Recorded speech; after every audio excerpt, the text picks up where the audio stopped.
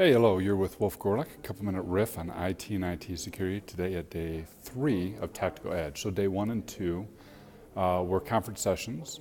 Day 3 is the CISO workshop, which I am sitting in right now waiting for the CISOs as they're coming in. We're going to be talking about a whole bunch of things affecting them in terms of the organization, affecting them in terms of security program, and so on. Yesterday we had a lot of good talks. And one of the common themes, and this is kind of a surprising theme, was mistakes, right? Because, yeah, I'll make them. So Jason Street had a fantastic talk about all the mistakes he's made and what he's learned from it. Javed Malik had a fantastic talk about the mistakes he's made and how he's able to use that to drive security programs forward and create basically a philosophy of recovering very quickly, which he demonstrated on stage with a surprise encore. Pretty cool, pretty clever. In terms of mistakes, we oftentimes think of the best practices to get things done, right? It's sort of like the prevention.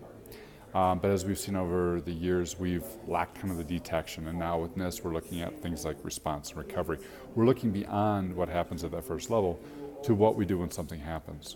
I think in a very real way with mistakes, we need to look beyond how do we do things right in the first place to how do we recover very quickly and how do we recover very gracefully.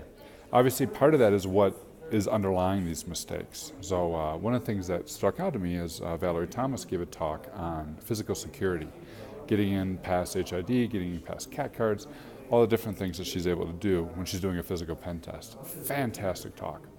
But embedded in that was one of the reasons why these mistakes exist. And one of the reasons these mistakes exist is there's this big divide between the security folks and the physical security folks. Right? Cybersecurity folks think about it one way, physical security folks think about it another way. They don't talk the same language, they're not communicating, they're not measuring risk the same way. And it's that gap that she's able to walk through.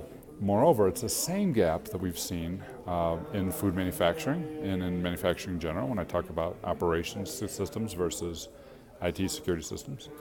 Same gap we see in software development, right? In traditional soft dev places, pre-DevOps, where you got the IT folks, the dev folks, security folks.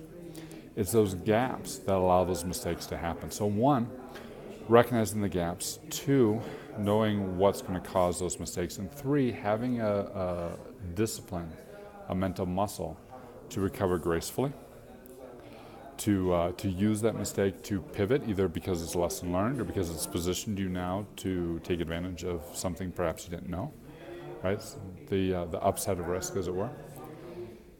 And then creating just a practice wherein mistakes are not something we hide. Mistakes are not something that we shove under the carpet. Mistakes are not something that culturally we're going to get beat up on. Mistakes are just something that happens that is an integral part of our security program, just as incident response is an integral part, just as business continuity is an integral part. Using these processes to build that muscle and wrench out as much as possible out of learning and opportunities from whenever we make mistakes. So that is my takeaway as I go into a CISO event. Probably not a good thing to start thinking about mistakes as I go into a CISO event. We'll see how that goes. What's your favorite mistake and what did you learn from it? Hit me in comments or tweet me. Cheers.